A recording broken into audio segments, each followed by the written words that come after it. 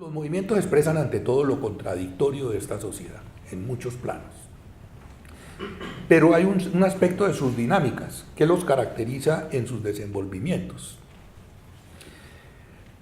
Y aquí viene un tema que creo que se expresa en lo que ustedes han presentado hoy. Los movimientos tienen eventos, tienen hechos, pero también expresan procesos sociales. Cuando lo que les contaba en el año 69, yo entré a la universidad y al segundo mes de pronto me vi abocado, yo creí que iba a estudiar y me vi abocado a una marcha gigantesca de estudiantes que querían una reforma educativa, pero entonces ya eso se estaba entreverando con una serie de búsquedas también eran muchos hijos de obreros, era una universidad pública, yo entré a la de Antioquia, y decían no, que el salario hay que subirlo, que se mezclaban cosas y expresan en ese sentido no solo un hecho determinado, subieron el alza del precio de los buses y entonces la gente protestó, sino un proceso subterráneo de configuración de lo que se llamaban masas en esa época estudiantiles.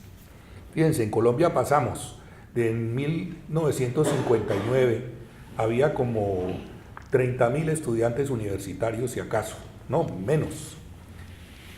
En 15 años pasaron a ser 600.000, digamos. Así, en cosa de 15, 20 años hubo unas transformaciones de la educación universitaria, estudiantes que traían todas las realidades regionales, locales, y congregados en la universidad, eso era una mezcla explosiva de decir, tenemos que encontrar cambios y transformaciones. Es decir, hay dinámicas que no son solo hechos y eventos, sino procesos sociales que de pronto encuentran expresión a propósito de algunas, y eso es muy importante tenerlo en cuenta para pensarse en las proyecciones de los movimientos, que no son solamente lo coyuntural, sino también los límites o las perspectivas de un movimiento de acuerdo a lo que uno alcanza a interpretar que ese movimiento está expresando. Ahora bien, ¿a qué se enfrentan los movimientos? Voy a hacer así muy breve porque obviamente quiero también respetar el tiempo, y se enfrentan no solamente a un gobierno, se enfrentan no solamente a unas lógicas de desarrollo. Oiga, es que es absurdo que sigamos viviendo, consumiendo gasolina, y ahí hay un debate, vamos a cambiar el medio ambiente, la Van der Hamen, y etcétera, sino que se enfrentan a unas configuraciones, a unos dispositivos de poder. Y el poder no solo está en el gobierno, está en unas transacciones que se hacen entre grupos dominantes, tanto de la riqueza como políticos, y ellos configuran lo que se llama un régimen político. Cuando Felipe Tascón quería presentar aquí lo del 18 Brumario, ese es un texto muy clásico, yo sé que él lo distribuyó, se los recomiendo que lo lean. Ahí Carlos Marx, que fue un señor que empezó a reflexionar críticamente sobre esta sociedad, como mucha otra gente, distinguía entre lo que era el gobierno y el régimen político, que eran acuerdos entre grupos agrarios dominantes, con grupos urbanos dominantes, con partidos, con el ejército, ahí se configura una lógica de poder, y a eso es a lo que se enfrentan los movimientos ciudadanos y sociales, no solamente a un gobierno o a un Estado, sino a unas configuraciones de poder y de fuerza, y las transformaciones se dan si se transforman esas transacciones de grupos dominantes. En el caso colombiano expresan no solo eso que decía de los del campo, de la ciudad, sino las regiones. Si ustedes analizan los gabinetes ministeriales de cualquier gobierno, el de hoy, encuentran un bayuno, encuentran un costeño, encuentran un paisa, pero también encuentran que el bayuno está muy ligado al monocultivo de la caña, o está muy ligado a una dinámica de acumulación y de negocios y de empresas, o encuentra que es más ganadero. Esa lectura hay que hacerla para uno saber hasta dónde, digamos, que es el siguiente punto. ¿Qué define los éxitos o las derrotas o los fracasos? Si se transforma lo que se quiere transformar o no. Y ahí viene un tema de cómo conceptualizamos esas transformaciones. Las transformaciones no solamente se logran porque se tumbó un gobernante. Nosotros, por ejemplo, a comienzos de los 70s, de lo primerito que me tocó a mí fue como 3 ministros de educación que el movimiento estudiantil tumbó. Entre ellos, a Luis Carlos Galán, que fue el ministro de Educación más joven, y hubo toda una discusión y sencillamente lográbamos tumbar ministros y logramos ciertas transformaciones en la defensa de la universidad pública y muchas otras cosas, pero hasta dónde transforma un movimiento, aquí en este caso construyendo la paz o ayudando a que se consolide un acuerdo, depende primero de la transformación de esos anudamientos de poder dominante. Porque, ojo, en la política no se trata solamente de derecho a la participación, se trata de definir prioridades públicas. Por lo tanto, en la política hay triunfadores y derrotados. Es decir, hay aspiraciones de grupos que quieren imponer lo suyo al conjunto, pero en un momento dado el conjunto le dice, oiga, señor empresario, no tiene pertinencia que usted siga montando un monocultivo de palma africana, donde aquí lo que hay es unas vidas campesinas. Entonces ahí la solución no es un problema de mera transacción, ni de que vivamos en paz, es un problema de triunfar o derrotar políticas públicas. Lo que pasa es que hay que hacerlo de forma democrática, convenciendo, discutiendo, mostrando la irracionalidad, mostrando la pertinencia en un momento dado de una solución, y esas son las encrucijadas del desarrollo, por ejemplo, que una sociedad enfrenta, y ese es el aprendizaje que tenemos que hacer en la construcción de paz. No es el idilio, es la capacidad de una sociedad de construir formas de tramitar las diferencias para construir en ese sentido transformaciones de lo que está dominante, que a veces, o muchas veces, o la mayoría de las veces hasta donde vamos, es irracional, pero ojo, también los movimientos transforman a los sujetos que los impulsan. ¿Y nos transforman en qué? Nos transforman primero en que como hay un dispositivo dominante, ese dispositivo nos define unos límites, un lugar, tanto en el orden cotidiano como en el orden de la política. Cuando el movimiento irrumpe, por eso es transgresor, por eso hay incluso discusiones como las hubo ahora con los animalistas este fin de semana, de si eran más violentos, menos violentos, de eso hasta dónde va, y ahora el alcalde quiere prohibir, es decir, cómo se organiza un orden ante una tensión social que hay que aprender a resolver. Ahí la primera transformación es la del sujeto, que asume la disposición de trabajar, de proyectarse, de reunirse con otros y construir, digamos, unas lógicas de discusión política para lograr, pues, mejorar la vida en la sociedad. ¿Y en qué cambiamos los sujetos? En los imaginarios. Oiga, yo ni me imaginaba que la solidaridad podía tener cara de reunión en el Parkway y de decidir que somos solidarios con una guerrilla que quiere dejar las armas, pero también somos solidarios con unos campesinos que llegaron diciendo ya, o unos negros que llegaron del Pacífico, ya no tiren más plomo. Oiga, la solidaridad tiene rostro, la solidaridad tiene cuerpo concreto en encuentros colectivos. Esos son transformaciones en las acciones colectivas, digamos que. Ahí quiero referir rápidamente, las sociedades, así como son de contradictorias, se mueven siempre entre lo que algunos filósofos llaman una lucha entre las potencias y el poder o los poderes. El poder quiere siempre ordenar la vida y configurarla. Las potencias quiere que la vida fluya. Esa dinámica contradictoria, yo pongo el ejemplo siempre que hablo de estas cosas, de cuando un planificador urbano no interpreta cómo usa la gente un parque, digamos, y pone unas losas para armar un camino. Y hay dos formas en que se expresa la vida contra esa forma de orden que un planificador que no mira a veces a la gente ni la interpreta, cómo vive la gente en ese espacio y quiere ordenarle el espacio montándole el camino.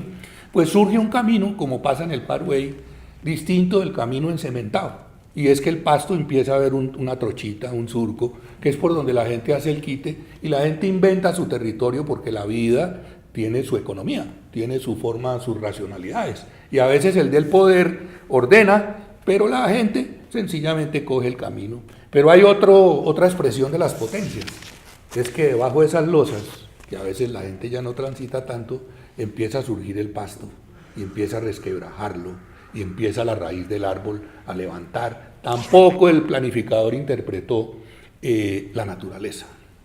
Esa doble condición que expresa que la vida va no siempre o casi nunca por donde el planificador que está a espaldas de la gente. Lamentablemente nuestros estados, nuestros gobiernos en gran medida están a espaldas de la gente, porque a veces son jóvenes de clase alta, tecnócratas, que se van al exterior, vienen, no conocen el país y se encierran en planeación nacional y deciden a dónde se gasta la plata, cómo se gasta, cómo se ordena. Esos son aspectos, digamos, de estar a espaldas, pero tienen el poder, entonces son como el que hace el camino encementado. Entonces, en ese sentido, nos cambian los procesos. Termino diciendo, para que de veras conversemos, que cuando se juntan todas estas cosas, eventos, procesos que van acumulando lógicas de cambio, fíjense cómo le cuentan a uno la transformación que hubo en Colombia con la independencia. Oiga, que una vez un señor que le iba a prestar un florero a otro y que no se lo prestó, y el uno era español y el otro era criollo, y el florero se rompió, y abajo los chapetones, y se dieron bofetadas, y entonces hubo una revuelta popular. Pues ese tema del florero fue un evento que permitió que se expresara un proceso que ya venía dándose de malestar entre los criollos, los que venían administrando los recursos y definiendo las políticas desde los designios por allá lejos de España. Dijeron, ya no más, no nos gusta, hagamos cabildo abierto, y hubo una transformación política en unos eventos, pero porque expresaron unos procesos que venían acumulándose históricamente en cambios, en transformaciones, etc. En ese sentido, las sociedades enfrentan cambios de época, enfrentan momentos de transiciones. Nosotros, por ejemplo, hoy en Colombia, yo creería que después de que los dominantes aquí, los de los negocios, que le apostaron a una lógica de desarrollo en el país, de apertura económica, es decir, libre cambio absoluto. Fíjense, ahora hasta los Estados Unidos con un Trump está desmontando los tratados de libre comercio que nos vendían como la panacea. Claro, de la manera más absurda y más irracional, es una reacción bastante irracional y populista, como dicen ahora, es decir, de decirle a la gente cosas que les gusta desde sus miedos, desde sus resentimientos, pero hasta allá ya hay un debate, lo hizo Bernie Sanders, el candidato derrotado con Hillary, que tenía muchos aspectos de recuperación de mercado interno en Estados Unidos para el trabajo, aquí fuimos más papistas que el Papa, y se abrió, digamos, el mercado en Colombia y golpeó mucho a la agricultura, en fin. Después de 25 años o 30 de ese ensayo, de que el desarrollo vaya por ahí, acompañado de una violencia profunda. Alguien de mi generación, Chucho Bejarano, escribió en el año 78, en un libro que se los recomiendo, que se llama Colombia Hoy, que editó Siglo XXI Editores, se consigue en las bibliotecas. Ahí hay una compilación de ensayos sobre qué era Colombia en el 78. Y Chucho ahí, que era experto en el tema agrario, dice: el gobierno colombiano y las clases dominantes abandonaron toda posibilidad de reforma agraria en Colombia. Fue la última posibilidad. Y dijo, y esto significa, dijo él en el 78, significa que el desarrollo en Colombia va a estar acompañado de un fuerte acento de violencia masiva contra los grupos subalternos colombianos del campo y los sectores populares. Porque enderezar de esta manera el desarrollo, renunciando a repartir la tierra, renunciando a dar participación a fuertes sectores populares, en ese sentido fue muy profético, no va a ser posible sino con una violencia profunda que no, aquí hoy por hoy lo dice él en el artículo, es muy impresionante leérselo, además con datos, con cantidad de población, cuánto se producía en el campo, etcétera, y él dice aquí hubo ya una renuncia de los sectores dominantes a interpretar qué necesita el país y tomaron unas decisiones de poder contra la vida que iba por otro lado. Se abrió un ciclo de 30 años prácticamente de violencia, que cogió otras dimensiones por el narcotráfico, etcétera, que ahora estamos queriendo cerrar, digamos. Incluso eso venía de más atrás, pero para no alargar.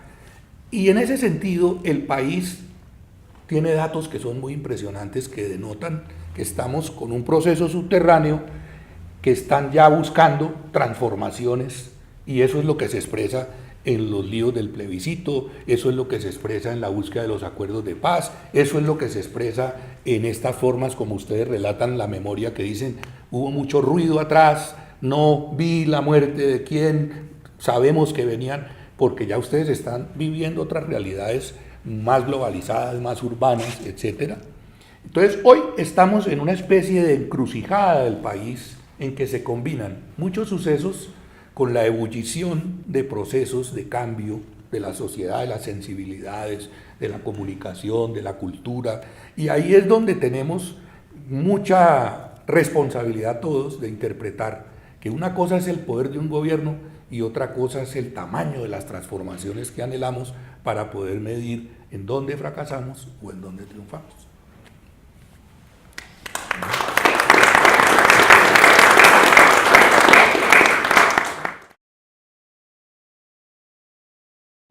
Lo que les contaba, en el año 69 yo entré a la universidad y al segundo mes de pronto me vi abocado, yo creí que iba a estudiar y me vi abocado a una marcha gigantesca de estudiantes que querían una reforma educativa, pero entonces ya eso se estaba entreverando con una serie de búsquedas también eran muchos hijos de obreros, era una universidad pública, yo entré a la de Antioquia, y decían no, que el salario hay que subirlo, que se mezclaban cosas, y expresan en ese sentido no solo un hecho determinado, subieron el alza del precio de los buses y entonces la gente protestó, sino un proceso subterráneo de configuración de lo que se llamaban masas.